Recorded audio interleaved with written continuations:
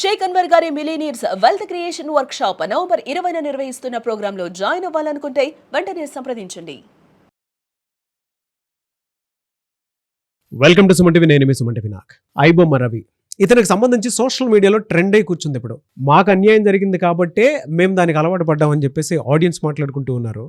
The same time కానీ అన్యాయం మాకు భారీగా జరుగుతుంది, ప్రతిసారి కోట్లలో జరుగుతుందని చెప్పేసి సినిమా ఇండస్ట్రీ పెద్దలు కూడా మాట్లాడుకుంటూ ఉన్నారు.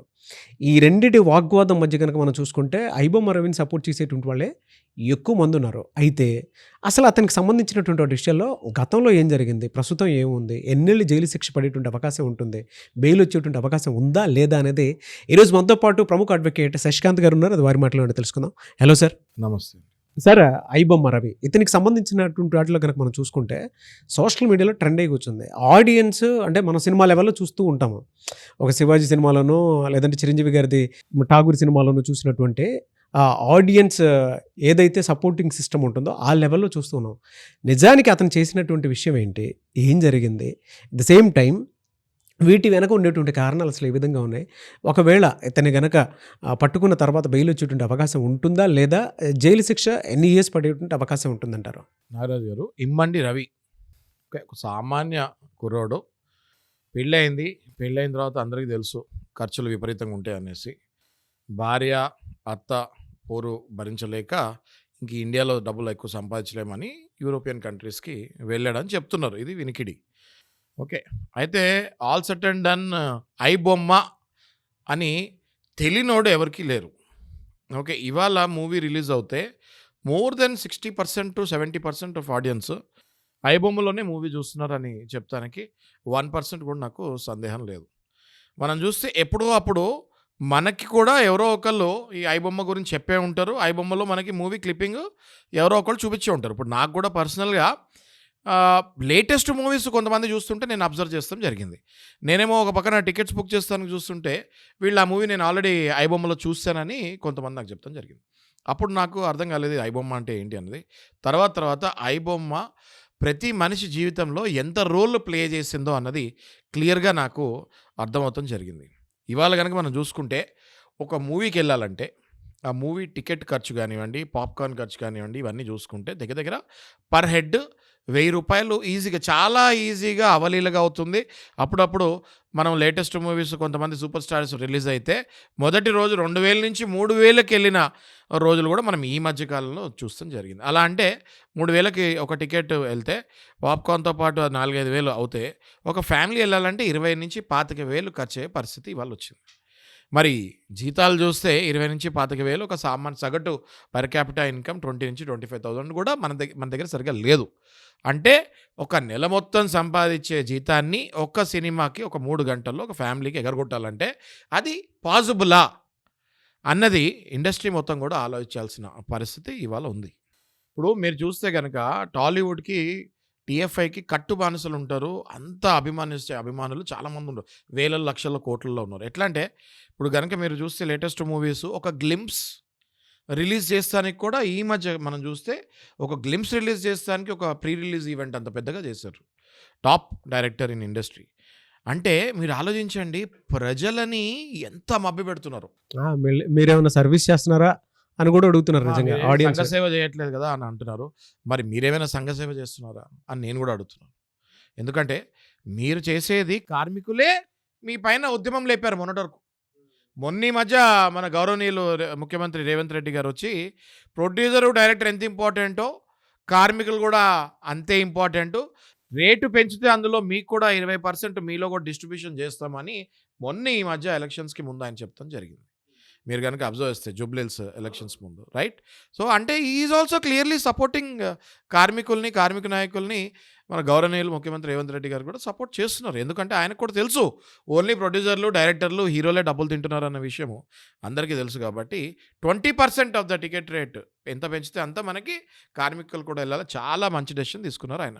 కానీ నాగరాజు గారు, మనం మళ్ళీ నాణ్యానికి ఇంకొక వైపు చూస్తే కనుక ఈ ఐబొమ్మ ఇమ్మండి రవి ఏం చేశాడంటే ప్రతి మూవీ చూసే వాళ్ళ దగ్గర పేరు, ఫోన్ నెంబరు, ఈమెయిల్ ఐడి తీసుకుంటాం జరుగుతుంది.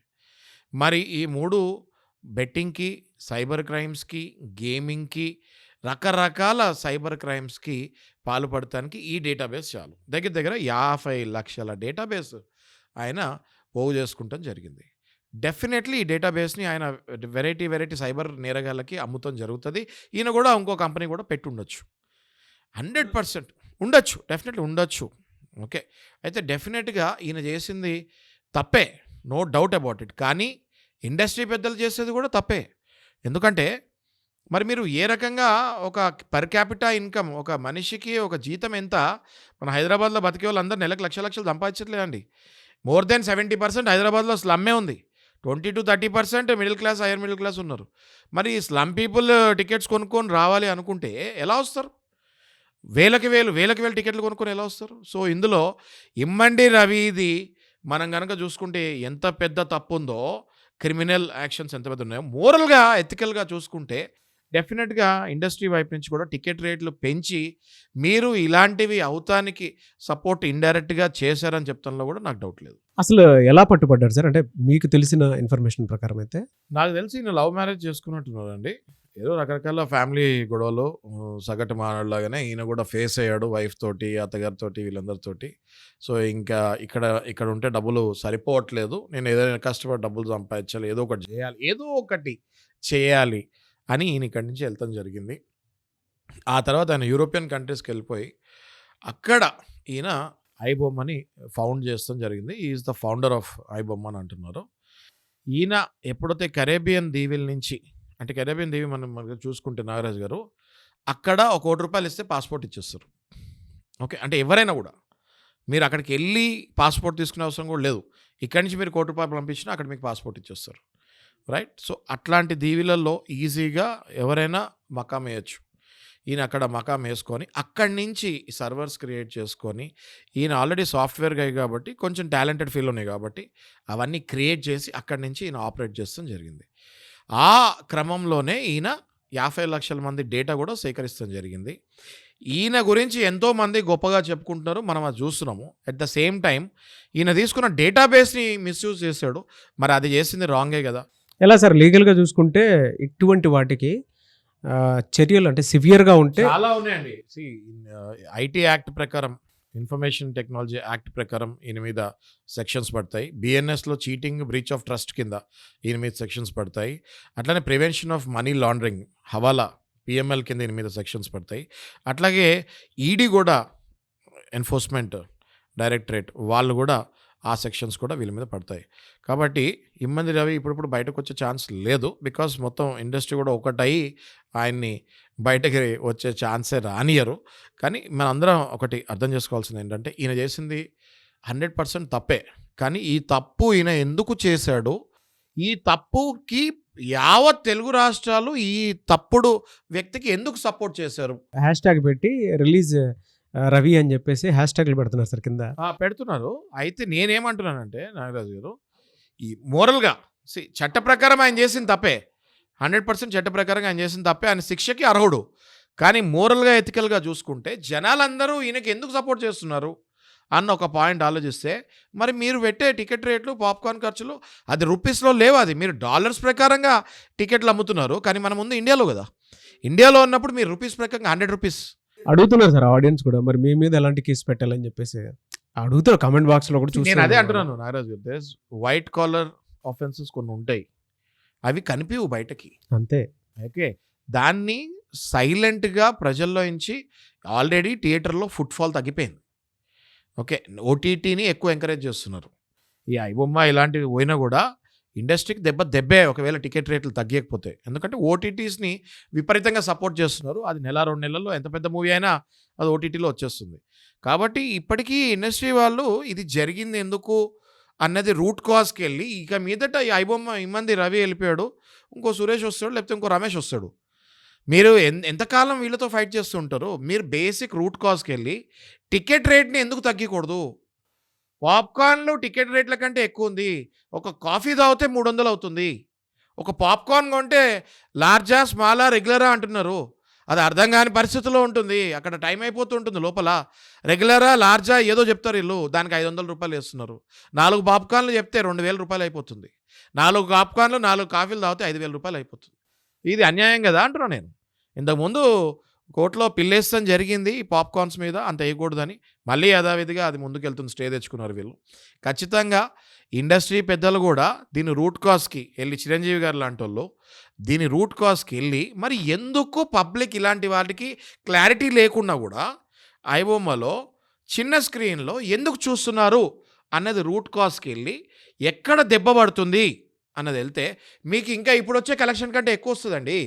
మీరు ఓన్లీ 100 మంది $100 పెట్టుకొని టికెట్లు కొనుక్కొని చూస్తున్నారు, 1,00,000 మంది $100 పెట్టుకొని చూస్తారు, దీనికంటే ఎక్కువ కలెక్షన్ వస్తుంది. Why are you not thinking this basic thing అని నేను అడుగుతున్నాను. కమింగ్ టు లీగల్ అండి నాగరాజు గారు, ఏది చేసినా ఈయన చేసిన చాలా పెద్ద నేరం. ఓకే, అదేదో టికెట్ ఛార్జీలు ఎక్కువ ఉన్నాయి అనుకుంటే ప్రజల్లో రివల్యూషన్ వచ్చి అసలు సినిమాలు చూస్తాం మానేయాలి, తగ్గించుకుంటారు. అంతేగాని ఇట్లాంటి తప్పుడు పనులు చేసి మీరు కనుక డేటా సేకరించి ఆ డేటాను వేరే వాళ్ళకి అమ్మితే ఇండైరెక్ట్గా మీరు మళ్ళీ పబ్లిక్ని మోసం చేస్తున్నట్టు లెక్క. కాబట్టి ఈయనకి IT act, PML, copyright act, BNS sections ఇవన్నిటి కింద చూసుకుంటే ఆయనకి more than 10 years శిక్ష ఈజీగా పడే ఛాన్సెస్ ఉంటాయి. More than 10 years. బెయిల్ కూడా ఆయనకి ఇప్పుడు వచ్చే ఛాన్సెస్ లేవు. చూద్దామండి, ఆడియన్స్ పాయింట్లో నుంచి చూసినప్పుడు హై రెవల్యూషన్ స్టార్ట్ చేశారు, హ్యాష్ ట్యాగ్ పెట్టి మరీ ట్రెండింగ్లోకి తీసుకుని వెళ్తున్నారు.